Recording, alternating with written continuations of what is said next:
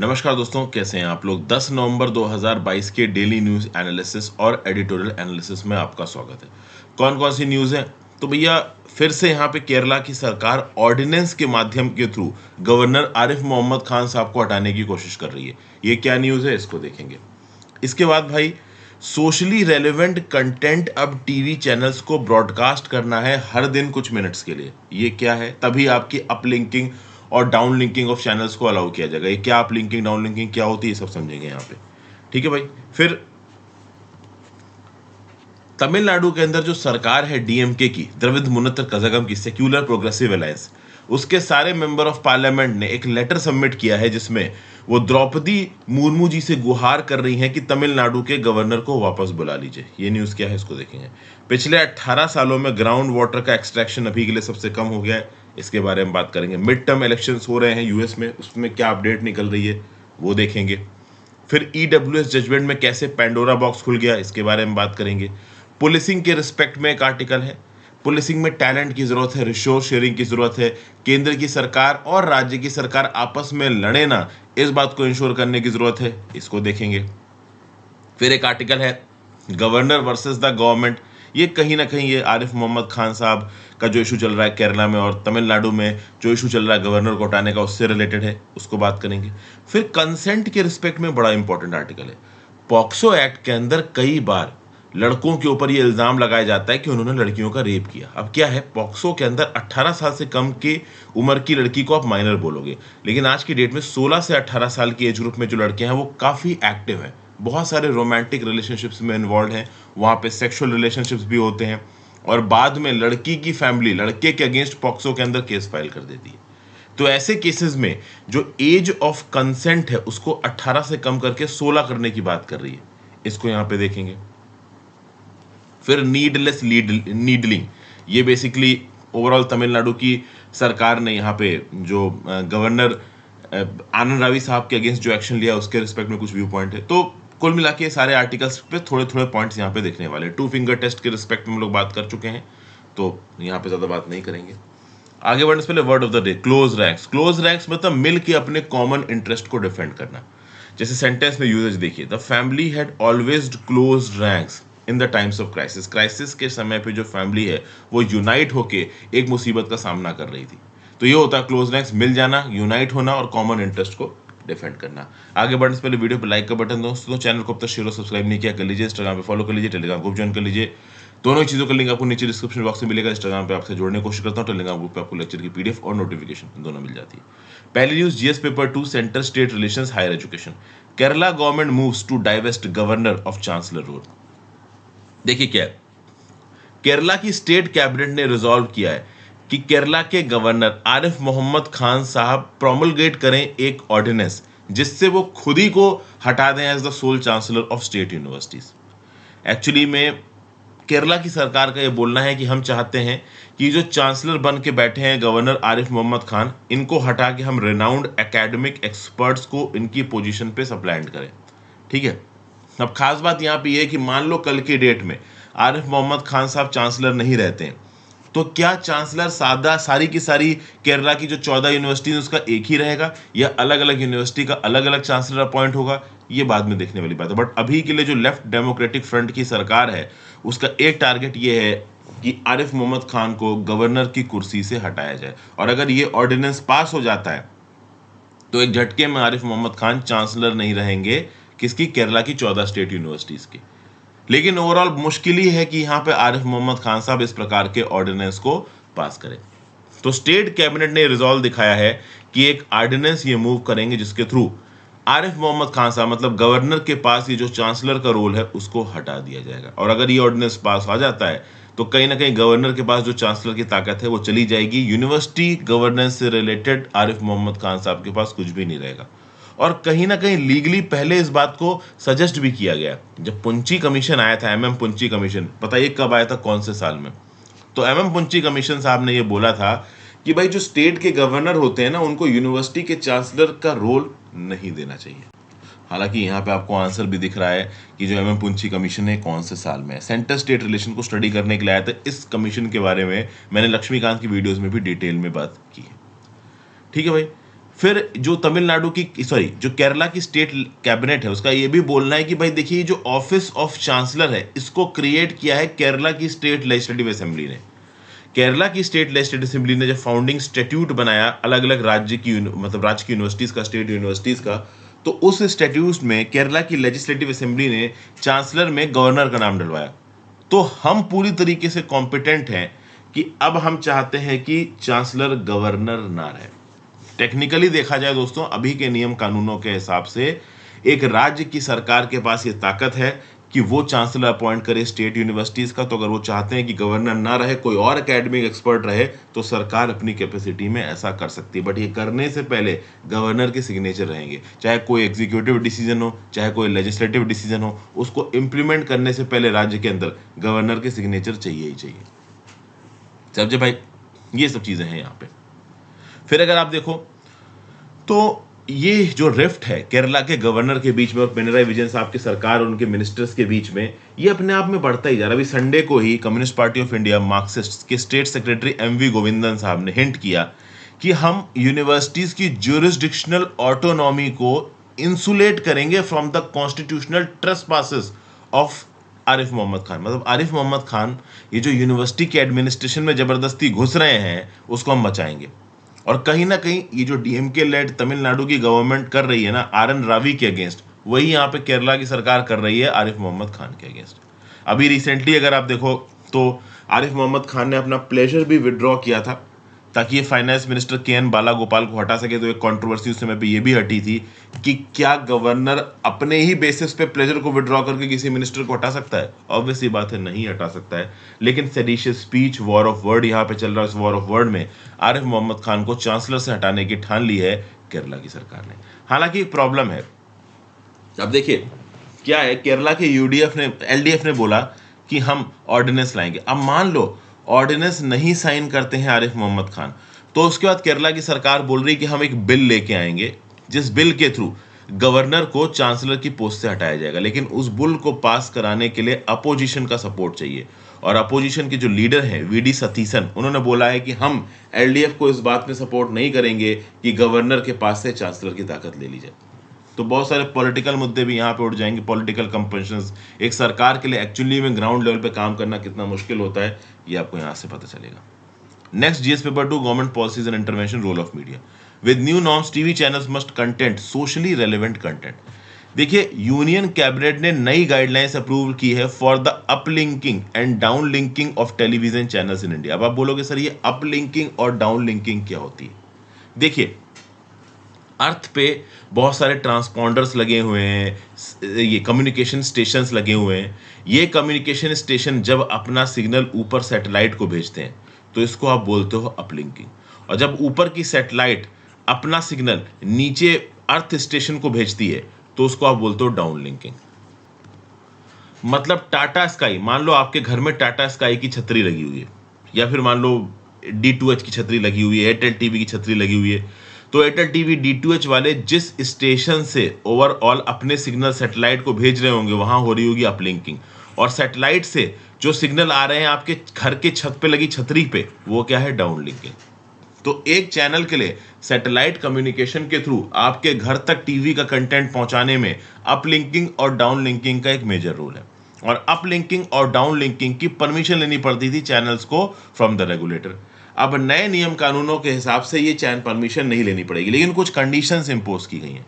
India के अंदर जितने भी चैनल्स हैं उनको हर दिन कम से कम 30 मिनट का सोशली रेलेवेंट और नेशनली इंपॉर्टेंट कंटेंट ब्रॉडकास्ट करना होगा। इस कंटेंट में क्या क्या हो सकता है? तो भैया education and spread of literacy, agriculture and rural development, health and family welfare, science and technology, welfare of women, welfare of the weaker sections of the society, protection of environment and cultural heritage and national integration. तो इन सारी themes के ऊपर कम से कम दिन के आधे घंटे का ब्रॉडकास्ट होना चाहिए चैनल का। ओके, सरकार का ये बोलना है कि जो एयरवेव्स होती हैं, फ्रीक्वेंसी होती हैं जिसपे चैनल का ब्रॉडकास्टिंग होती है, ये पब्लिक प्रॉपर्टी है और इस पब्लिक प्रॉपर्टी को we will use in the best interest of the society. हालांकि कुछ चैनल्स को यहाँ पे एग्जेम्प्ट किया गया है, जैसे स्पोर्ट्स रिलेटेड चैनल को एग्जेम्प्ट किया गया। स्पोर्ट्स चैनल पे, स्टार स्पोर्ट्स पे, ESPN पे आप पब्लिक प्रोग्राम चला रहे हो तो जल्दी कोई देखेगा नहीं, क्योंकि स्पोर्ट्स का जो एफिलिएशन होता है चैनल का वो वही लोग होते हैं जो सिर्फ स्पोर्ट्स में इंटरेस्टेड हो। क्योंकि जब बाकी चीज़ों का न्यूज़ वगैरह देखनी होगी तो वो इंसान दूसरे चैनल पे जाएगा। प्लस जो फॉरेन चैनल्स हैं वो यहाँ पे एग्जेम्प्टेड हैं। बट हाँ, जो इंडिया के अंदर चैनल्स हैं, डेली सोप के रिलेटेड एडवर्टीजमेंट दिखा रहे हैं, पिक्चर वगैरह दिखा रहे हैं, वहाँ पे 30 मिनट का नेशनली इंपॉर्टेंट और कल्चरली और सोशली इंपॉर्टेंट कंटेंट आपको ब्रॉडकास्ट करना ही करना है। ये जो नई गाइडलाइंस आई हैं, ये पुरानी 2011 की गाइडलाइंस को रिप्लेस करेंगी, ठीक है। फिर इन गाइडलाइंस में कुछ और चीज़ें भी हैं, जैसे कि फॉर एग्जांपल जो कंपनीज और लिमिटेड लायबिलिटी पार्टनरशिप्स हैं, इनको पहले क्या है कि अपलिंकिंग और डाउनलिंकिंग की अलग से स्पेसिफिक परमिशन लेनी पड़ती थी, वो स्पेसिफिक परमिशन नहीं लेनी पड़ेगी। पहले अगर आप किसी लाइव इवेंट का लाइव टेलीकास्ट कर रहे हो तो आपको प्रायर रिटर्न में परमिशन लेनी पड़ेगी, लेकिन अब प्रायर रिटर्न में परमिशन की जरूरत नहीं पड़ेगी। अगर आप लाइव इवेंट टेलीकास्ट कर रहे हो तो लाइव इवेंट का रजिस्ट्रेशन होना चाहिए और उसका इंटीमेशन भेज दो आप रेगुलेटर को। रेगुलेटर से एसेंट का इंतजार करने की आपको जरूरत नहीं है, ठीक है। फिर मोड ऑफ ट्रांसमिशन, जैसे फॉर एग्जांपल आप स्टैंडर्ड डायमेंशन में ब्रॉडकास्टिंग कर रहे हो, अब हाई डेफिनेशन में आप ब्रॉडकास्टिंग करने लगो तो स्टैंडर्ड डेफिनेशन से हाई डेफिनेशन में स्विच करने के लिए पहले रिटर्न में परमिशन लगती थी, अब वो रिटर्न में परमिशन की जरूरत नहीं है। फिर और भी बहुत सी चीजें हैं, जैसे कि मान लो कोई एक कंपनी है LLP, उसके 2 डायरेक्टर्स हैं, पार्टनर्स हैं, अभी किसी एक डायरेक्टर की जगह पे दूसरे डायरेक्टर को रखना है तो ओवरऑल ये आप आसानी से कर सकते हो। जो नया डायरेक्टर है उसका पोस्ट अपॉइंटमेंट सिक्योरिटी क्लियरेंस होगा। फिर भाई a company LLP can use news gathering equipment other than DSNG digital satellite news gathering में optical fibre backpack mobile etcetera, ये सब इक्विपमेंट्स आप यूज कर सकते हैं। अलग से इन इक्विपमेंट्स को यूज करने के लिए सेपरेट परमिशन की जरूरत नहीं है, ऐसा बोला है ministry of information and technology ने यहाँ पे। उसके बाद यहाँ पे ये बताया गया है कि इंडिया को एक टेलीपोर्ट हब दूसरी कंट्रीज के लिए बनाने की बात की जा रही है। टेलीपोर्ट हब मतलब क्या होता है ना दोस्तों, कई बार क्या होता है कि आपके कंटेंट को ब्रॉडकास्ट करने के लिए proper gadgets, proper digital infrastructure नहीं होता है आपके पास। जैसे फॉर एग्जांपल बांग्लादेश के अंदर मान लो कोई एक डेली सोप का चैनल है, ठीक है ना। अब वो चैनल बांग्लादेश के अंदर लोग देख रहे हैं, लेकिन बांग्लादेश के अंदर प्रॉपर अपलिंकिंग और डाउनलिंकिंग की सुविधा नहीं है। बांग्लादेश के पास मान लो एक ऐसा टेलीपोर्ट हब नहीं है जहां से ओवरऑल वो अपने सिग्नल्स को ब्रॉडकास्ट कर सकें, अपलिंक कर सकें। तो उस अपलिंकिंग के लिए इंडिया के अंदर बेस्ड टेलीपोर्ट्स को बांग्लादेश इस्तेमाल कर सकता है, वो बांग्लादेशी चैनल इस्तेमाल कर सकता है, उसके बेसिस पे पूरे दुनिया में अपने सीरियल को पहुंचा सकता है, समझ गए। तो ये सब चीजें अब यहाँ पे काफी आसान हो गई। इंडिया को एक टेलीपोर्ट हब बनाने की बात की जा रही है। इंडिया के अंदर जो चैनल्स है वहां पे 30 मिनट तक नेशनली रेलेवेंट और सोशली रेलेवेंट कंटेंट को ब्रॉडकास्ट करने की बात की जा रही है। अपलिंकिंग डाउनलिंकिंग के लिए आपको अलग से परमिशन लेने की जरूरत नहीं, ये यहाँ पे बात की जा रही है, समझ गए।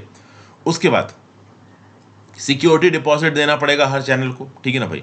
चैनल के लिए पेनाल्टी क्लॉसेस को रैशनलाइज कर दिया गया है। अलग अलग प्रकार के कॉन्ट्रावेंशंस को यहाँ पे आइडेंटिफाई किया गया है कि हाँ भाई ये नियम तोड़ा तो इतना फाइन, ये नियम तोड़ा तो इतना फाइन, ठीक है ना भाई। फिर वो टीवी चैनल्स जो अपलिंक कर रहे हैं सी बैंड के अलावा, मतलब अगर आप सी बैंड में अपलिंकिंग कर रहे हो तो ठीक है, बट सी बैंड के बाहर के बैंड्स में अगर आप अपलिंकिंग कर रहे हो तो आपको अपने अपलिंक्ड सिग्नल्स को इनक्रिप्ट करना पड़ेगा। और पहली बार जो चैनल अपने आप को इनरोल कर रहा है अपलिंकिंग डाउनलिंकिंग में, उसका जो टर्नओवर है, नेट वर्थ है, वो कम से कम 20 करोड़ की होनी चाहिए और सब्सिक्वेंट्स में 5 करोड़ एक्स्ट्रा की होनी चाहिए। मतलब अगर आप पहला चैनल अपने आप को अपलिंक डाउनलिंक कर रहा है तो उस केस में उस चैनल की नेटवर्थ कम से कम 20 करोड़ की होनी चाहिए और सब्सिक्वेंट अगर चैनल्स वो लॉन्च करता है तो 20 करोड़ के अलावा एक्स्ट्रा 5 करोड़ भी होने चाहिए। तो ये एक हल्का फुल्का आइडिया ले लिया हमने अपलिंकिंग डाउनलिंकिंग को लेकर। सरकार जो नया नियम कानून लेके आ रही है इसके ऊपर अभी और अपडेट्स आएंगे। अपलिंकिंग डाउनलिंकिंग की प्रिलिमिनरी न्यूज़ है, इसके आगे और अपडेटेड न्यूज़ आएगी, मैं आपके साथ डिस्कस करूंगा। Next, GS paper 2 centre state relations, letter seeking removal of Tamil Nadu governor submitted.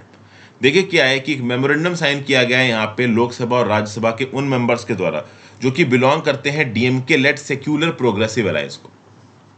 और ये चाहते क्या है कि तमिलनाडु के गवर्नर RN रवि को उनकी कुर्सी से हटाया जाए।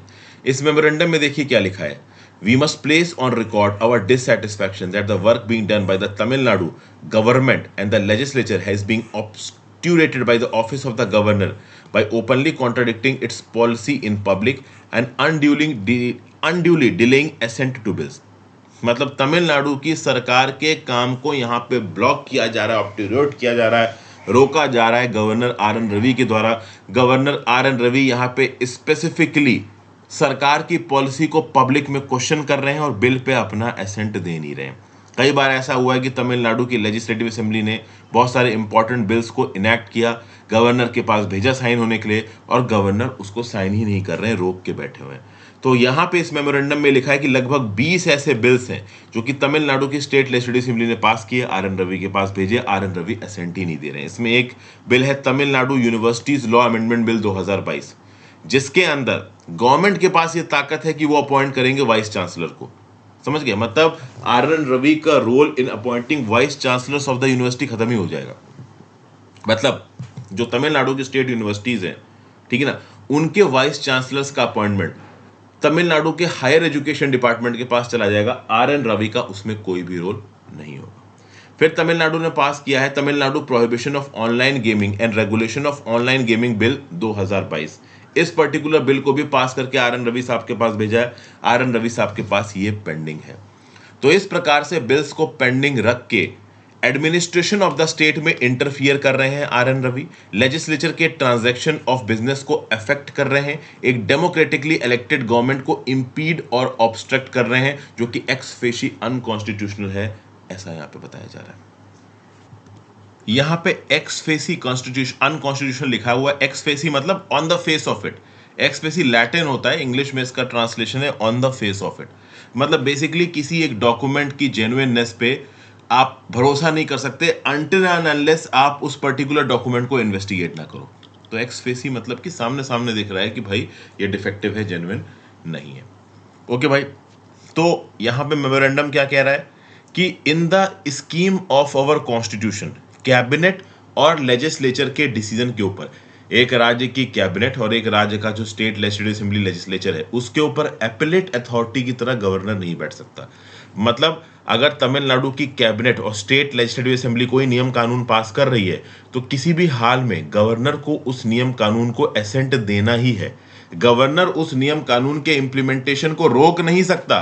और यह बात बिल्कुल सही है दोस्तों, समझ गए?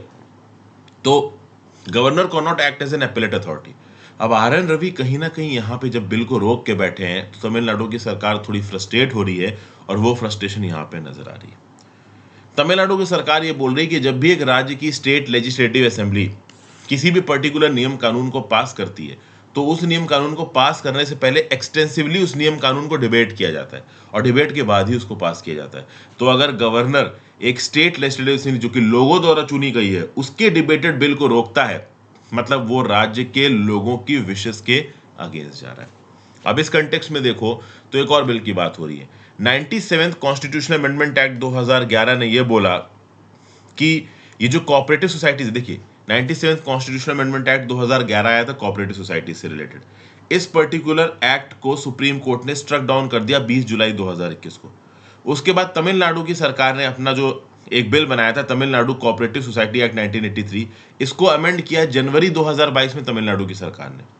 और ये जो अमेंडमेंट था to the Tamil Nadu cooperative societies act 1983 dated 7 January 2022, ये भी गया अप्रूवल के लिए आर एन रवि के पास, और आर एन रवि ने पिछले 10 महीने से इसको भी होल्ड पे रख रखा है। तो इतने महीनों से होल्ड पे रख के गवर्नर कर क्या रहे हैं? मतलब गवर्नर का इंटेंट है यहाँ पे बिल को रोकने का, और इसलिए हम गवर्नर के अगेंस्ट हैं, ऐसा तमिलनाडु की सरकार बोल रही है। फिर भाई नीट से जो एडमिशन होते हैं मेडिकल ग्रेजुएट्स के, वो ओवरऑल तमिलनाडु के अंदर नहीं होंगे। तमिलनाडु के अंदर मेडिकल के एजुकेशन 10th और 12th के मार्क्स के बेसिस पे ही होंगे। अब ये रिलेटेड बिल भी आपका गवर्नर के पास गया है। ये बात सबको पता है कि गवर्नर के पास ताकत नहीं है इस बिल को एसेंट करने की या रिजेक्ट करने की। गवर्नर को इस बिल को रेफर करना है टू द प्रेसिडेंट, और वो भी रेफर यहाँ पे नहीं कर रहे हैं। आर एन रवि ने अपने पास होल्ड पे रख रखा है, ठीक है ना। तो इस बात को लेकर आर एन रवि को क्रिटिसाइज किया जा रहा है। फिर रिसेंटली आर एन रवि साहब ने कुछ और स्टेटमेंट्स दिए हैं, जैसे आर एन रवि साहब ने सनातन धर्म को प्रेज किया। आर एन रवि साहब ने तमिल लिटरेचर के रिस्पेक्ट में तिरुकुरल की बात की, द्रविडियन हेरिटेज की बात की, तमिल प्राइड की बात की, लेकिन इस प्राइड को थोड़ा पोलराइजिंग वे में। मतलब एक्चुअली में क्या है ना कि तमिलनाडु की जो पॉलिटिकल पार्टीज हैं वो द्रविडियन हेरिटेज को बहुत अपील करती हैं। जब आप द्रविडियन हेरिटेज को अपील करोगे तो कहीं ना कहीं आप एक ऐसी पॉलिटिकल पार्टी नजर आओगे जो कि द्रविडियन लोगों के रिस्पेक्ट में बात कर रही है, और कहीं ना कहीं द्रविडियन लोगों को बाकी देश के लोगों से अलग बता रही है। आर एन रवि साहब ने यह बोला कि भाई द्रविडियन और आर्यन, ये जो नॉर्थ और साउथ इंडिया है ना, इसके बीच में ज्यादा कुछ डिफरेंस नहीं है। ये स्टेटमेंट जब आर एन रावी साहब ने दी थी तब भी मैंने करंट अफेयर्स में आपके साथ डिस्कस की थी। मतलब आर एन रावी साहब ने कुछ ऐसा बोल दिया था कि अलग रेस नहीं है, एक ही रेस है, एक ही प्रकार के लोग हैं, बस लैंग्वेज से सेपरेटेड हैं, इस प्रकार की बात आर एन रवि साहब ने कर दी है। लेकिन ये बात कहीं ना कहीं द्रविडियन आइडियोलॉजी के अगेंस्ट जाती है। द्रविडियन आइडियोलॉजी और हेरिटेज को क्लेम करके तो जो द्रविडियन पार्टीज हैं, डीएमके, एआईएडीएमके जैसी पार्टी, वो पावर में बनी है साउथ इंडिया में। तो ऑब्वियस ही बात है, जब आप द्रविडियन कि बेसिक आइडियोलॉजी को क्वेश्चन करोगे, मतलब आप नॉर्थ इंडिया साउथ इंडिया के लोगों को एक दिखा रहे हो, भाई अगर एक दिखा रहे हो तो फिर किस बेसिस पे साउथ की पॉलिटिकल पार्टीज अपनी लीडरशिप को क्लेम करेंगी। तो इस बात पे वो नाराज है आर एन रवि साहब से और बोल रहे हैं कि आर एन रवि साहब ने तमिल सेंटिमेंट्स और प्राइड को हर्ट किया है। तो ये सब बातें हैं ओवरऑल यहाँ पे। तो इस कंटेक्स्ट में आर एन रवि साहब के अगेंस्ट यहाँ पे एक कह लीजिए मेमोरेंडम सा मूव कर दिया है किसके सामने, आपका ये प्रतिभा देवी पाटिल बोल रहा हूं, द्रौपदी मुर्मू जी के सामने, चूंकि इस समय पे हमारी प्रेसिडेंट है द्रौपदी मुर्मू जी। अब इस कंटेक्स्ट में दोस्तों अगर आप देखो तो यहाँ पे एक आर्टिकल भी आया हुआ है एडिटोरियल में, नीडलेस नीडलिंग करके। तो इसमें यही बोला गया है कि भाई जो तमिलनाडु गवर्नर है आर एन रावी, इनके खिलाफ, इनको हटाने के लिए एमपीज ने of the ruling DMK led secular progressive alliance president Draupadi Murmu के सामने अपना मेमोरेंडम रखा है कि भाई इनको कुर्सी पर से हटाया जाए। वही सारी बातें हैं जो अभी मैंने आपको करंट अफेयर्स की टॉपिक पे बताई। बस अलग यहाँ पे एंड में ऑथर ने इतना बताया है कि भाई यहाँ पे समझदारी की जरूरत है। किस प्रकार की समझदारी की जरूरत है? तो गवर्नर यहाँ पे नीडलेसली प्रोवोक करता हुआ नहीं नजर आना चाहिए कॉन्स्टिट्यूशनली इलेक्टेड गवर्नमेंट को। जो कॉन्स्टिट्यूशनली इलेक्टेड गवर्नमेंट है, यहाँ पे एक्चुअली में गवर्नर उसको कन्फ्रंट करता हुआ नजर आ रहा है। ठीक है ना? गवर्नर को अपनी हदें पता होनी चाहिए, कॉन्स्टिट्यूशनल लिमिट्स पता होनी चाहिए। और खास बात दोस्तों ये है कि आर एन रवि साहब का एक नॉन पॉलिटिकल बैकग्राउंड है। तो चूंकि इनका नॉन पॉलिटिकल बैकग्राउंड अपनी ग्यूबरनेटोरियल स्टिंक्ट में, अपनी ग्यूबरनेटोरियल कैपेसिटी में इनका न्यूट्रल नजर आना बहुत ज्यादा जरूरी है, बट एक्चुअली में ये न्यूट्रल उतना नजर आ नहीं रहा है। दूसरी बात, अगर आर एन रवि साहब यहां पे कुछ कर रहे हैं तो हर पॉइंट के अगेंस्ट अगर सरकार सामने आके खड़ी हो जाएगी, कन्फ्रंट करने लगेगी, मतलब जो राज्य की सरकार है वो यहाँ पे वॉर के रिस्पेक्ट में, परपेचुअल कॉन्फ्लिक्ट के रिस्पेक्ट में नजर आ रही है। मतलब अगर गवर्नर ने मान लीजिए कुछ किया तो गवर्नर की हर बात पे अगर सरकार तमिलनाडु की एडवर्सली रिएक्ट करेगी तो it will create a perception that the Tamil Nadu state government is in a state of perpetual conflict with the government। मतलब वो गवर्नमेंट के साथ लड़ाई करना ही चाह रहे हैं। तो कहीं ना कहीं गवर्नमेंट और इलेक्टेड सरकार का जो रिश्ता है वो म्यूचुअल रिस्पेक्ट पे बेसिस पे होना चाहिए। और अगर इस प्रकार से सरकार की और गवर्नर की लड़ाई होती रही तो यहाँ पे कौन हारेगा, किसका नुकसान होगा? सबसे ज्यादा नुकसान होगा तमिलनाडु के लोगों का। ये ओवरऑल यहाँ पे बताया गया। नेक्स्ट भाई जीएस पेपर 3 नेचुरल रिसोर्सेज के रिस्पेक्ट में एक आर्टिकल है, level of ground water extension lowest in 18 years point study. देखिए सेंट्रल ग्राउंड वाटर बोर्ड ने यहाँ पे एक असेसमेंट कंडक्ट किया है ग्राउंड वाटर एक्सट्रैक्शन का। पिछले 18 सालों में कितना ग्राउंड वाटर एक्सट्रैक्ट किया जा रहा है इंडिया के ग्राउंड वाटर रिजर्वायर से। तो ऐसा बताया जा रहा है कि पिछले 18 सालों में एक बड़ा डिक्लाइन देखने को मिला है ग्राउंड वाटर एक्सट्रैक्शन में। अगर आप देखो तो यहाँ पे कुछ फिगर दिए हुए हैं। 2022 के assessment report of central ground water body के द्वारा जो total ground water annual recharge है हमारे ग्राउंड वाटर्स का, वो है 437.6 बिलियन क्यूबिक मीटर्स, जिसमें से जितना हमने ग्राउंड वाटर एक्सट्रैक्ट करेंगे 2022 में वो है 239.16 बिलियन क्यूबिक मीटर्स। ये 2022 की असेसमेंट रिपोर्ट बोलती है। और ये जो पर्टिकुलर फिगर नजर रख के आ रहा है ना 239.16 BCM, ये बहुत कम है कंपेयर टू प्रीवियस ईयर्स। अभी इसको देखते हैं। हमारे देश के अंदर 7089 असेसमेंट यूनिट्स है ग्राउंड वाटर से रिलेटेड, जिसमें 1006 यूनिट्स को ऐसा रिपोर्ट किया गया है कि ये ओवर एक्सप्लॉइटेड है। अगर 2020 का हम असेसमेंट देखें सेंट्रल ग्राउंड वाटर बोर्ड का, तो ये पता चलेगा कि annual ground water recharge 436 billion cubic metre था, जिसमें से एक्सट्रैक्शन हुआ है 245 बिलियन क्यूबिक मीटर्स का। 2017 में जो एनुअल रिचार्ज था वो 432 बिलियन क्यूबिक मीटर्स का था, जिसमें से एक्सट्रैक्शन हुआ था 249 बिलियन क्यूबिक मीटर का। और 2022 का असेसमेंट क्या बताता है कि भाई 239 बिलियन क्यूबिक मीटर का एक्सट्रैक्शन हुआ है। इससे पहले जो सबसे कम एक्सट्रैक्शन हुआ था ग्राउंड वाटर का वो हुआ था 2004 में 231 बिलियन क्यूबिक मीटर। तो एक न्यूज तो यहाँ पे अच्छी है कि भले ही आबादी बढ़ रही है, भले ही वाटर का यूज आप इंटेंसिफाई कर रहे हो, लेकिन जो ग्राउंड वाटर के एक्सट्रैक्शन का नंबर है वो एब्सोल्यूट टर्म्स में थोड़ा कम नजर आ रहा है। और ये जो पर्टिकुलर एक्सरसाइज कंडक्ट की ना सेंट्रल ग्राउंड वाटर बोर्ड ने, अकेले कंडक्ट नहीं की, यूनियन टेरिटरीज और राज्य की सरकारों के साथ मिलकर कंडक्ट की, और पहले भी कंडक्ट की 1980, 1995, 2004, 2009, 2011, 2013, 2017 एंड 2020 और अब 2022।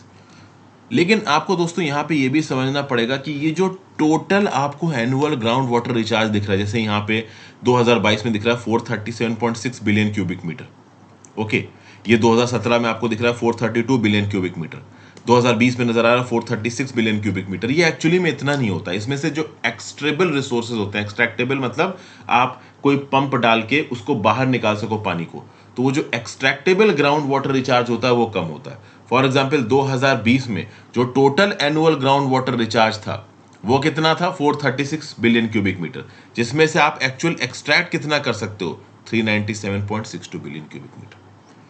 समझ गए भाई? तो ये सब चीजें आपको यहाँ पे नजर आएंगी। अच्छा, इस बार जो एनुअल ग्राउंड वाटर रिचार्ज नजर आ रहा है वो रिचार्ज थोड़ा ज्यादा नजर आ रहा है, कैनाल सीपेज की वजह से, इरिगेशन वाटर के फ्लो की वजह से, वाटर बॉडीज टैंक्स के रिचार्जेस की वजह से, वाटर कंजर्वेशन स्ट्रक्चर की वजह से, और जो एक्सट्रैक्शन है वो कम नजर आ रहा है। तो कहीं ना कहीं एक पॉजिटिविटी देखने को मिल रही है। 909 असेसमेंट यूनिट्स में ग्राउंड वाटर की कंडीशंस इंप्रूव्ड देखने को मिली है when compare to the previous assessment of 2017। ठीक है ना भाई? तो ये सब बातें ओवरऑल यहाँ पे बताई जा रही हैं। अब एक वाटर के रिस्पेक्ट में डाटा देखो तो टोटल ग्राउंड वाटर पूरी दुनिया में 96.5% ओशन में, टोटल वाटर पूरी दुनिया में 96.5% ओशंस में, बाकी सलाइन वाटर 0.9%, फ्रेश वाटर है 2.5%। फ्रेश वाटर का अगर आप सेग्रीगेशन करोगे तो ग्लेशियर्स और आइस कैप में जाता है 68.7%, सरफेस और अदर फ्रेश वाटर मतलब पॉन्ड्स रिवर में है 1.2% और ग्राउंड वाटर में है 30.1%। मतलब फ्रेश वाटर का 30.1% है ग्राउंड वाटर में, और ओवरऑल पूरी दुनिया में जितना पानी है उसका 2.5% है फ्रेश वाटर, तो इसका 30% कितना हो जाएगा, तो ये निकल के आ जाएगा लगभग 0.75%। मतलब पूरी दुनिया में, अगर ध्यान से दीजिएगा, पूरी दुनिया में अगर 100 ml पानी है तो इसमें से केवल 0.75 ml आपके ग्राउंड वाटर में। उसके बावजूद ग्राउंड वाटर एक बहुत सिग्निफिकेंट सोर्स है फ्रेश वाटर का, जिसको यहाँ पे कंजर्व करने की जरूरत है। तो कहीं ना कहीं हम अपने एनुअल रिचार्ज को बढ़ा पा रहे हैं और एक्सट्रैक्शन को कम कर पा रहे हैं, ये सेंट्रल ग्राउंड वाटर बोर्ड की रिपोर्ट बोलती है। इस ट्रेंड को कंटिन्यू करने की जरूरत है। फिर next GS paper 2 international news, good day for democracy, Joe Biden cheers Democrat show in की यूएस पोल्स। क्या भाई, मिड टर्म इलेक्शंस हो रहे हैं। अब सबसे पहले आपको यह समझना पड़ेगा कि जब भी मिड टर्म इलेक्शंस होते हैं तो कौन कौन यहां पे इलेक्शन में पार्टिसिपेट करता है। तो जो प्रेसिडेंट का 4 ईयर का टर्म होता है ना ऑफिस का, उसके जस्ट बीच में, जस्ट मिडवे 2 साल के बाद इलेक्शंस होते हैं। यहाँ पे इलेक्शन कब होते हैं, तो नवंबर के महीने में पहले मंडे के बाद जो ट्यूसडे आता है उसको आप इलेक्शन डे बोलते हो। इस पर्टिकुलर मिड टर्म इलेक्शन में जो यूनाइटेड स्टेट्स का हाउस ऑफ रिप्रेजेंटेटिव, उसकी 435 सीटों पर इलेक्शन होता है। तो हाउस ऑफ रिप्रेजेंटेटिव की 435 सीटों पर इलेक्शन होगा, और यूनाइटेड स्टेट्स का सेनेट है जिसमें टोटल 100 सीट्स हैं, उसकी 33 या 34 सीटों पर इलेक्शन होगा। अब एक बात समझिएगा, यूएस में 50 स्टेट्स हैं, हर स्टेट से 2 मेंबर सेनेट में जाते हैं, तो टोटल मेंबर्स कितने हो गए सेनेट में, 100। इस 100 में से 33 या 34 सीटों पर इलेक्शन होता है, लेकिन यह इलेक्शन होता है 4 ईयर के टेन्योर के लिए। आपको पता होना चाहिए कि यूएस में ऐसे 2 स्टेट्स हैं जहां पे हर 2 साल पे गवर्नर इलेक्ट होते हैं, एक है वर्मोंट, एक है न्यू हैम्पशायर। तो वर्मोंट और न्यू हैम्पशायर ये 2 ऐसे स्टेट्स हैं यूएस के जहां पे हर 2 साल में गवर्नर का इलेक्शन होता है। तो जब प्रेसिडेंशियल इलेक्शन होंगे तो भी यहाँ पे वर्मोंट और न्यू हैम्पशायर में गवर्नर का इलेक्शन होगा, और जब मिड टर्म इलेक्शन होंगे तब भी यहाँ पे इलेक्शन होगा। तो टेक्निकली देखा जाए तो सेनेट की 100 सीटों में 33 से लेके 34 पे तो इलेक्शन हो ही रहा है, और यहाँ पे जो जीतेगा वो 4 साल का टेन्योर करेगा प्रो गवर्नर का। और उसके अलावा वर्मोंट और न्यू हैम्पशायर में 2-2 साल के लिए, हर 2 साल पे, मतलब मिड टर्म इलेक्शंस में भी और प्रेसिडेंट के इलेक्शन के समय पे भी इलेक्शन डाले जाते हैं। तो कुल मिला के 35 से 36 सेनेट की सीटों पे इलेक्शन हो रहे हैं, 435 हाउस ऑफ रिप्रेजेंटेटिव्स की सीटों पे इलेक्शन हो रहे हैं। समझिए भाई। फिर म्युनिसिपल लेवल पे भी यहाँ पे कुछ इलेक्शंस कंडक्ट किए जाते हैं, बहुत सारे मेयर्स, लोकल पब्लिक ऑफिस के भी यहाँ पे इलेक्शंस होते हैं। तो यूएस मिड टर्म इलेक्शंस आपको समझ में आ गए। अब समझिए, हाउस ऑफ रिप्रेजेंटेटिव्स और सेनेट में डेमोक्रेट्स ताकत में है या रिपब्लिकन पार्टी ताकत में है, ये बहुत इंपॉर्टेंट हो जाता है प्रेसिडेंट के पर्सपेक्टिव से। जो बाइडेन डेमोक्रेट पार्टी के हैं। तो अगर रिपब्लिकन्स मेजॉरिटी बना ले जाते हैं हाउस ऑफ रिप्रेजेंटेटिव्स में और सेनेट में, तो ये जो बाइडेन के लिए बहुत बड़ा सेटबैक होगा। और रिपब्लिकन्स की तरफ से एक और प्लेयर यहां पे उभर के आ रहा है डोनाल्ड ट्रंप के अलावा, जिनका नाम है रॉस डी सैंटिस। अब पूरी न्यूज आपको समझाता हूं। जो बाइडेन ने इस पर्टिकुलर इलेक्शन को गुड डे फॉर डेमोक्रेसी बोला है, क्योंकि जितना एक्सपेक्टेड था उससे बेटर परफॉर्म कर रहा है जो बाइडेन की डेमोक्रेटिक पार्टी। ठीक है ना भाई। हाउस ऑफ रिप्रेजेंटेटिव में पूरे चांसेस है यहां पे कि शायद रिपब्लिकन पार्टी अपनी मेजॉरिटी बना ले। रिपब्लिकन पार्टी की तरफ से जो प्रेसिडेंशियल नॉमिनी की रेस है उसमें डोनाल्ड ट्रंप अपने आप को कंसीडर करें। डोनाल्ड ट्रंप चाहते हैं कि जब अगले इलेक्शंस होंगे 2025 के, तो उसमें डोनाल्ड ट्रंप पार्टिसिपेट करें। ठीक है भाई। अब वो करेंगे नहीं करेंगे वो एक अलग बात है, लेकिन ऐसा नहीं कि रिपब्लिकन पार्टी के अंदर डोनाल्ड ट्रंप के अलावा कोई कैंडिडेट है ही नहीं। एक और कैंडिडेट है, रॉन डी सैंटिस। रॉन डी सैंटिस ने फ्लोरिडा के गवर्नर का इलेक्शन जीत लिया है। और रिपब्लिकन पार्टी के अंदर डोनाल्ड ट्रंप प्रेसिडेंशियल कैंडिडेट के लिए आएंगे ऐसा जरूरी नहीं है। ये रिपब्लिकन पार्टी के अंदर भी प्रॉपर प्रेसिडेंशियल रेस होगी कि कौन प्रेसिडेंट की कुर्सी के लिए खड़ा होगा, तो उसमें ऑब्वियस सी बात है रॉस डी सैंटिस का नाम उभर के आ रहा है, क्योंकि बहुत सारे लोग डोनाल्ड ट्रंप की जो डिविजिव पॉलिसीज हैं उसके अगेंस्ट है। ठीक है ना भाई। तो ये है, तो ऐसा बताया जा रहा है कि भाई अभी के लिए सेनेट में जो डेमोक्रेट्स हैं उनके पास थोड़ी बहुत मेजॉरिटी है, लेकिन हाउस ऑफ रिप्रेजेंटेटिव में हो सकता है कुछ सीटों से मेजॉरिटी किसके हाथ में चला जाए, रिपब्लिकन्स के हाथ में चली जाए। हालांकि जो मेजॉरिटीज है सेनेट और हाउस ऑफ रिप्रेजेंटेटिव्स में बहुत एक दो सीटों से हैं, बिल्कुल ही कट टू कट चल रहा है यहाँ पे मामला। अभी अमेरिका के जो ओल्डेस्ट एवर प्रेसिडेंट 80 साल के जो बाइडेन साहब कुछ प्रोग्रेसिव मुद्दों को लेकर यहाँ पे डिस्कशन कर रहे हैं, जैसे कि ये राइट टू अबॉर्शन को फिर से रिस्टोर करना चाहते हैं, जो कि रिसेंटली सुप्रीम कोर्ट ने छीन लिया था, जो वर्सेस वेड डिबेट जो मैंने आपको समझाई थी कुछ दिन पहले, न्यूज चल रही थी। एक और बात, जो बाइडेन की परफॉर्मेंस जितनी गंदी एक्सपेक्ट की गई थी उससे थोड़ी ठीक ही है, क्योंकि बैरक ओबामा और बिल क्लिंटन को भी अपने मिड टर्म में इस प्रकार के डिबैकल्स देखने को मिले थे। तो कहीं ना कहीं जो बाइडेन की जो अप्रूवल रेटिंग्स चल रही थी उससे बेटर परफॉर्म कर रहा है जो बाइडेन की democratic party in the mid term elections. ठीक है भाई। अब आ जाते हैं अपने एडिटोरियल डिस्कशन पे, the EWS judgement and the shadow of Pandora. अब यहां पे एक बड़ा ही इंपॉर्टेंट व्यू पॉइंट दे रहे हैं, सिर्फ व्यू पॉइंट बताऊंगा, आपको काम का है सबसे ज्यादा ही। सुप्रीम कोर्ट ऑफ इंडिया ने रिसेंटली ये डिसीजन दिया कि 10% रिजर्वेशन जो आपने इकोनॉमिकली वीकर सेक्शन को दिया है ऑफ द अपर कास्ट, ये बिल्कुल सही है। ठीक है, मतलब कहीं ना कहीं रिजर्वेशन में कास्ट के फैक्टर को एक डेथ नेल दिया है यहां पे सुप्रीम कोर्ट ने। अब इस particular EWS judgement of the supreme court को बहुत ध्यान से देखा जा रहा है, लेकिन एक और जजमेंट है सुप्रीम कोर्ट का 2015 का 64 पन्ने का, जिसको दिया था जस्टिस रंजन गोगोई और रोहिंटन एफ नरीमान की बेंच ने।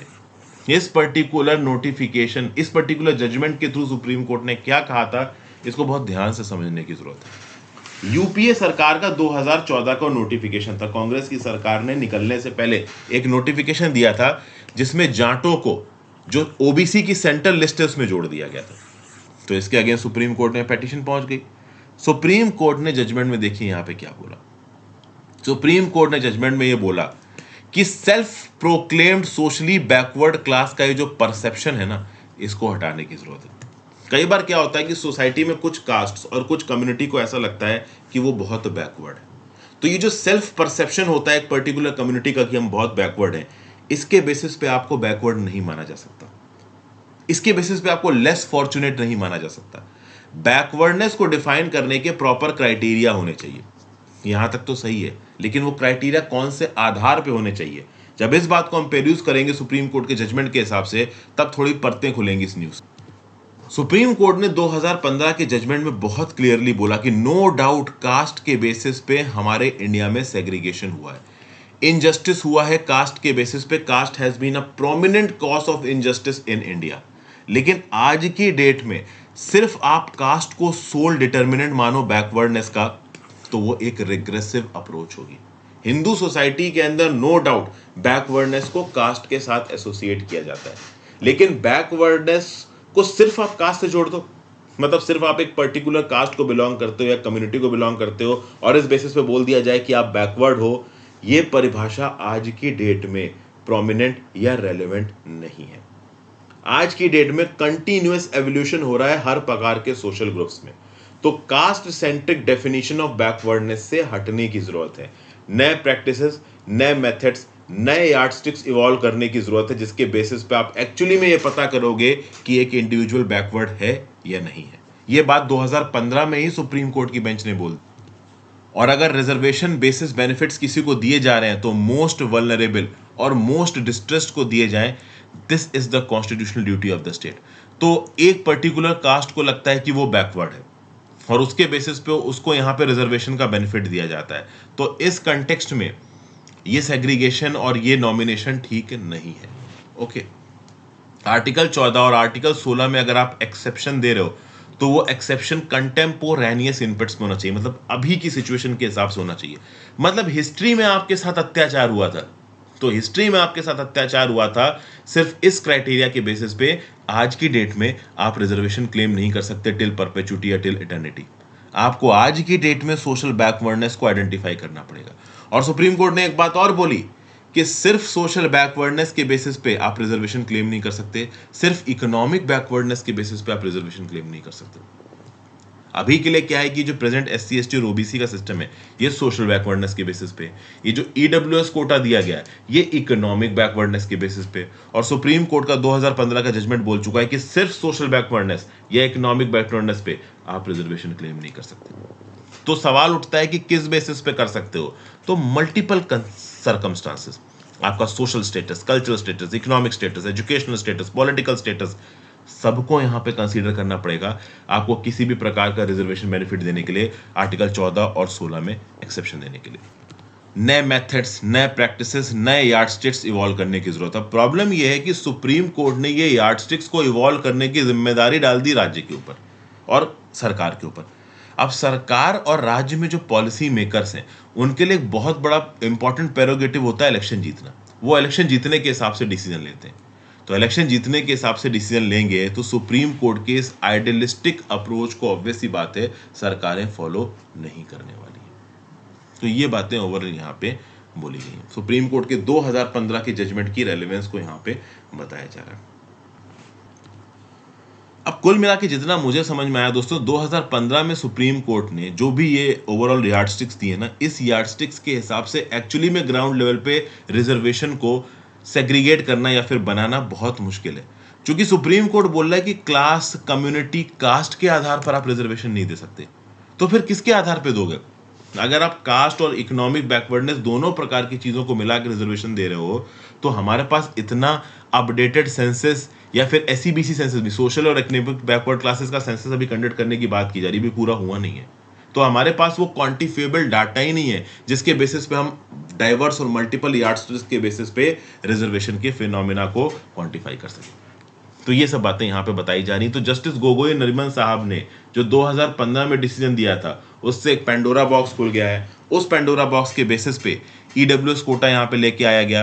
वो EWS कोटा भी प्रॉपर तरीके से 2015 सुप्रीम कोर्ट की बेंच के हिसाब से सेट नहीं बैठ रहा है और अभी सुप्रीम कोर्ट ने उसको अप्रूवल दे दिया है।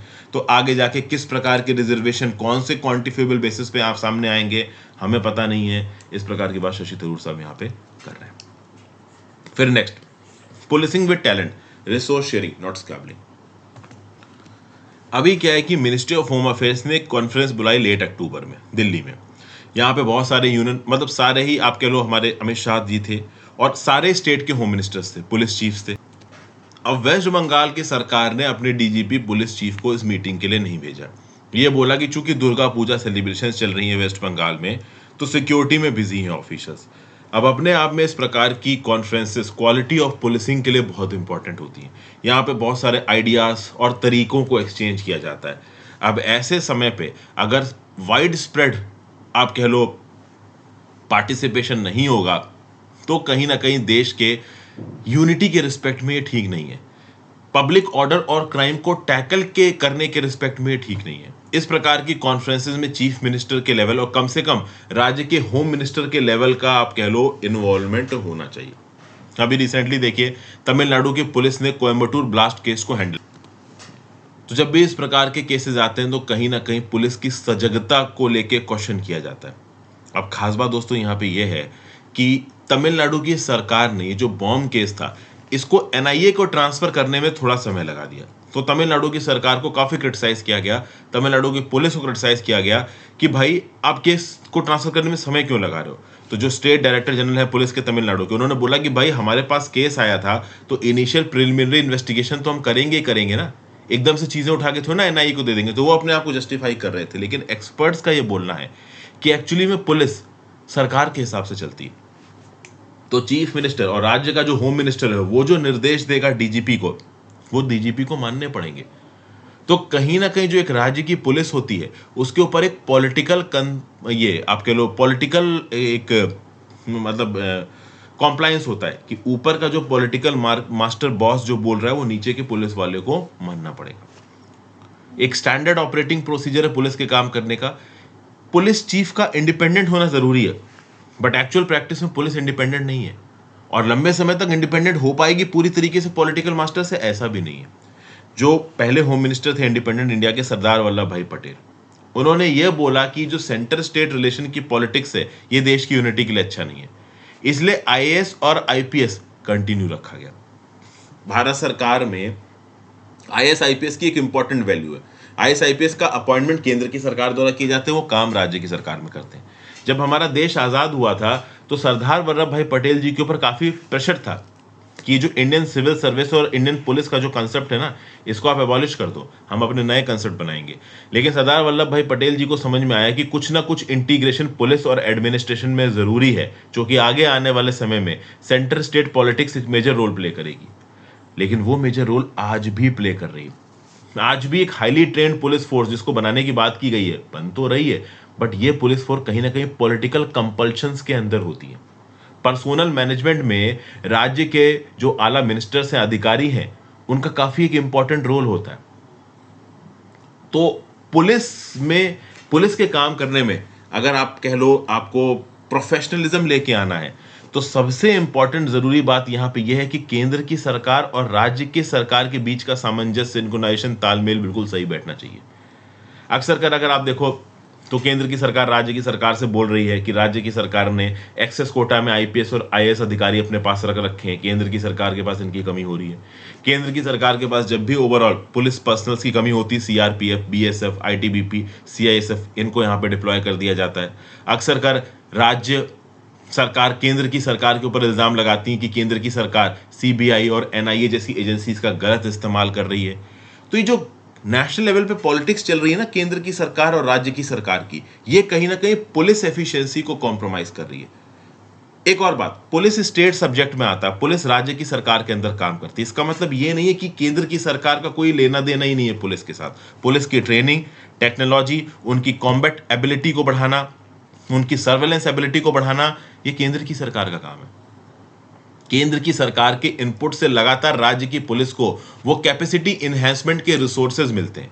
इसलिए ये समझ लेना कि सिर्फ राज्यों की ही रिस्पॉन्सिबिलिटी है पुलिस को लेके, ये एक सही अप्रोच नहीं होगी। जैसे फॉर एग्जांपल हैदराबाद में जो सरदार वल्लभ भाई पटेल नेशनल पुलिस एकेडमी, ये अपने आप में वर्ल्ड क्लास इंस्टीट्यूशन है जिसके पास रिसोर्सेज है, प्रोफेशनल एक्सीलेंस है राज्य की पुलिस को एडवांस करने का, उसको और एफिशिएंट बनाने का। तो आज की डेट में पेटी स्क्वैबलिंग की जरूरत नहीं है। राज्य की सरकारें और केंद्र की सरकार आपस में भिड़े और पुलिस सही तरीके से काम ना कर पाए, इसकी जरूरत नहीं है। कभी कभी हम डीजीपी को ब्लेम करते हैं कि तुमने सही समय पर डिसीजन नहीं लिया, जबकि हम इस बात को नहीं रिकॉग्नाइज कर पाते हैं कि उस डीजीपी को चीफ मिनिस्टर से इंस्ट्रक्शंस लेने, और अगर चीफ मिनिस्टर से इंस्ट्रक्शंस नहीं आ रहे हैं तो डीजीपी ज्यादा कुछ कर नहीं सकता। ठीक है भाई, ये सब बातें यहाँ पे बताई गई हैं। फिर ये गवर्नर वर्सेस द गवर्नमेंट, यहाँ पे आपके आरिफ मोहम्मद खान साहब वाले इशू की बात हो रही है। कुछ भी यहाँ पे बहुत खास नहीं है। यही बताया जा रहा है कि किस प्रकार से जब सुप्रीम कोर्ट ने APJ Abdul Kalam technological university के वाइस चांसलर को निकाला तो गवर्नर आरिफ मोहम्मद खान साहब ने अपने नॉमिनी सीजा थॉमस को अपॉइंट कर दिया, जबकि राज्य की सरकार ने जो नॉमिनी की लिस्ट प्रोवाइड की थी उसमें से अपॉइंट नहीं किया। तो इस बात को लेकर कहीं ना कहीं राज्य की सरकार अब ये ठान के बैठ गई है कि पिनराई आरिफ मोहम्मद खान को हम उसकी कुर्सी से हटाएंगे। पिनराई विजयन तो इस समय पे चीफ मिनिस्टर है। ऊपर से यहाँ पे जो आरिफ मोहम्मद खान साहब है वो इस प्रकार की बातें बोल रहे हैं कि मैं तो सरकार को चैलेंज देता हूं कि घुस जाओ राजभवन में, मुझे स्ट्रीट पे मारो, मैं तुमसे डरता नहीं हूं। तो बहुत सारे अलग अलग मुद्दे को लेके भिड़ते से नजर आ रहे हैं यहाँ पे राज्य की सरकार और गवर्नर। कोई प्रॉपर रेजोल्यूशन निकल के ही नहीं आ रहा। और ये जो फिनोमिना है ना, वो सबसे ज्यादा एग्रेसिव और एक्यूट तरीके से नजर आ रहा है कहां पे? केरला में और तमिलनाडु में। ठीक है, तमिलनाडु ने भी यहां पे एक प्रोमulgation, एक मेमोरेंडम रखा है द्रौपदी मुर्मू के सामने कि हमारे गवर्नर आर.एन. रवि को हटा दिया जाए, और उसी प्रकार का एक मेमोरेंडम शायद केरला भी जल्दी ही रखने के रिस्पेक्ट में। केरला तो ऑर्डिनेंस पास कराने की कोशिश कर रहा है, ऑर्डिनेंस गवर्नर ही पास करेगा, तो गवर्नर खुद को चांसलर की कुर्सी से हटाने का ऑर्डिनेंस क्यों ही पास करेगा? तो ऑब्वियस सी बात है, एक बिल लेके आएगी केरला की सरकार। ये बिल अपोजिशन के थ्रू पास होता है नहीं होता है, वो आगे आने वाले समय में पता चलेगा। तो तमिलनाडु ने पूरी तरीके से गवर्नर को हटाने की बात कर दी है, और केरला की सरकार गवर्नर को चांसलर की कुर्सी से हटाने की बात कर रहा है। नेक्स्ट, ये आर्टिकल इंपॉर्टेंट है। The law must stay in tune with the times and consider ground realities. अब देखिए क्या हुआ है यहाँ पे। Dharwad bench of the high court of Karnataka invoked as it urged the Law Commission of India to have a rethink on the criteria of age of consent, taking into consideration the ground realities. Minor girls जिनकी उम्र 16 साल से ज्यादा है या 18 साल से कम है, ये अक्सर कर रोमांटिक रिलेशनशिप्स में इन्वॉल्व होती हैं। प्यार हो जाता है किसी लड़के के साथ, उस लड़के के साथ घर बसाने का सपना देख लिया जाता है। क्योंकि उम्र कम होती है तो समझदारी कम होती है, लड़की में भी और लड़के में भी। कई बार जो लड़का होता है वो भी 16, 17, 18 साल के लगभग कई उम्र होता है, उसमें भी ज़्यादा समझ नहीं होती है। पैसा कमाना है, ठीक है ना, अपना कैरियर बनाना है, इस प्रकार का थॉट प्रोसेस दिमाग में आता नहीं है। हार्मोन ज़्यादा तेज दौड़ रहे होते हैं, रोमांटिक रिलेशंस में इन्वॉल्व हो जाते हैं, भाग जाते हैं, फिजिकल रिलेशंस बना लेते हैं। और बाद में होता ये है कि जब ये वापस आते हैं घर पे अपने, तो जो लड़की की फैमिली है वो लड़के के ऊपर केस ठोक देती है पॉक्सो का। अब पॉक्सो के अंदर ये बोला गया है कि अगर आपने 18 साल से कम की एज की लड़की के साथ सेक्सुअल रिलेशंस बनाए हैं तो उस लड़की की कंसेंट मैटर नहीं करती, उसको रेप ही माना जाएगा। तो अगर एक लड़की 16 साल की है या 17 साल की है और उसने एक्चुअली में अपने कंसेंट के साथ आपके साथ सेक्सुअल रिलेशन बनाए, उसके बावजूद भी उसको रेप माना जाएगा। तो इस बात को लेके जो धारवाड़ बेंच है हाई कोर्ट ऑफ कर्नाटका की, वो लॉ कमीशन को बोल रही है कि भाई थोड़ा सोचिए इसके बारे में। क्योंकि जो 16 से 18 साल के एज ग्रुप में जो माइनर गर्ल्स हैं उनके अंदर ठीक ठाक समझदारी आ जाती है, और बहुत सारे केसेस में ये देखने को मिल रहा है कि वो अपनी मर्जी के साथ लड़के के साथ भाग रही थी, अपनी मर्जी के साथ उनका इंटेंशन था कि वो शादी करेंगे, हालांकि लीगली दे आर नॉट, आप कह लो, एलिजिबल फॉर मैरिज। और उस केस में लड़का भी अगर उतने ही साल का है, 16, 17, 18 साल का, तो उसको पॉक्सो के अंदर बुक करना ठीक नहीं है। क्योंकि इस केस में लड़की का तो जिंदगी बर्बाद होती है, लड़के की भी जिंदगी बर्बाद होती है, ओवरऑल जो फैमिलीज इन्वॉल्व होती हैं उनका पूरा का पूरा हिसाब बिगड़ जाता है, और लड़के के ऊपर तो क्रिमिनल प्रोसिक्यूशन चलने लगता है। अब 17-18 साल के लड़के के ऊपर अगर क्रिमिनल प्रोसिक्यूशन चल जाए, क्रिमिनल केस खुल जाए, वो भी रेप जैसा, तो वो कितने लंबे समय तक उस लड़के को हॉन्ट करेगा ये आप अंदाजा लगा सकते हो। ना उसको पासपोर्ट मिलेगा, फॉरेन जा सकता है, ना वो किसी सरकारी नौकरी की तैयारी कर सकता है, किसी भी प्राइवेट कंपनी में जॉब करने के लिए उसको पुलिस क्लियरेंस एनओसी नहीं मिलेगा क्योंकि उसके खिलाफ रेप चार्जेस लगे हुए हैं। तो पूरी की पूरी एक लड़के की जिंदगी तबाह हो जाएगी, लड़की के ऊपर भी इफेक्ट आएगा, फैमिलीज के ऊपर भी इफेक्ट आएगा। तो नो डाउट पॉक्सो लॉ को मतलब स्ट्रांग बनाने की जरूरत है, लेकिन उस केसेस में स्ट्रांग बनाने की जरूरत है जहां पे एक्चुअली में लड़कियों का या बच्चों का एक्सप्लॉयटेशन हो रहा है, जहां पे सच में खुद में लड़कियां अपने कंसेंट के साथ, अपने ही आप कह लो उम्र के लड़के के साथ इन्वॉल्व हो रही है एक सेक्सुअल रिलेशनशिप में। वहां तो भाई देखिए सोचने वाली बात है। अब खास बात यहां पे ये है कि अगर एक 17 साल की लड़की ऐसे रिलेशन 25 साल के आदमी से बनाती है तो 25 साल के आदमी को रिस्पॉन्सिबल ठहराया जाएगा, क्योंकि ये 25 साल का आदमी इतना समझदार है, इतना पढ़ा लिखा है कि वो समझ पाए कि वो गलत कर रहा है। लेकिन एक 17 साल की लड़की एक 17 साल के स्कूल के लड़के के साथ रिलेशन बना रही है, तो बहुत सारे केसेस में 17 साल के इस लड़के को पॉक्सो के प्रोविजंस के बारे में पता भी नहीं होता है। उनके अंदर बस हार्मोन का फ्लो चल रहा होता है लड़के लड़की के अंदर, और यहाँ पे बाद में क्या रायता फैलने वाला है उसका इनको आइडिया नहीं होता। तो इस कंटेक्स्ट में पॉक्सो के अंदर जो कंसेंट की एज है, क्या उसको 18 ही रखना है या उससे कम करके 16 पे लेके आना है, इस बात को लेके थोड़ी बहस की गई है। इस बात के रिस्पेक्ट में आपके क्या व्यू पॉइंट्स है, आप भी नीचे कमेंट बॉक्स में बताइएगा। ठीक है भाई, तो ये सब बातें आप बताइए। एक और आपको बता दूं, जस्टिस JS वर्मा कमेटी जो बनाई गई थी ना on the amendments to criminal law, उसने भी ये बोला था कि पॉक्सो एक्ट के अंदर जो कंसेंट की एज है ना उसको 18 साल से कम करके 16 साल कर देना चाहिए। अब वो करा जाएगा नहीं करा जाएगा सरकार के द्वारा, वो बात की बात है। So thank you for watching friends. यहाँ पे वीडियो मैं खत्म करता हूँ, क्योंकि इसके बाद की जो वीडियो है इसके बारे में मैं ऑलरेडी डिस्कशन कर चुका हूँ। पढ़ते लिखते रहिए दोस्तों, वीडियो को लाइक और शेयर कर दीजिएगा ज़्यादा से ज़्यादा लोग साथ। आई होप आपको कुछ ना कुछ सीखने को मिल रहा है। Have a great day.